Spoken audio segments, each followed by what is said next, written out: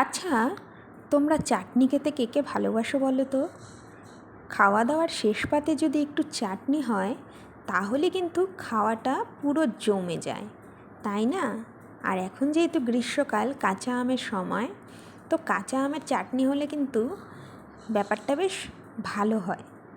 তো আমি যেভাবে চাটনিটা করেছি, পুরো কিন্তু তেল ছাড়া করেছি চাটনিটা। প্রথমে আমটাকে একটু জল দিয়ে সেদ্ধ করে নিয়েছি, তারপর ওখানেই কিন্তু আমটা সেদ্ধ হয়ে গেলে তাকে আমটাকে একটু চটকে নরম করে নিয়েছি।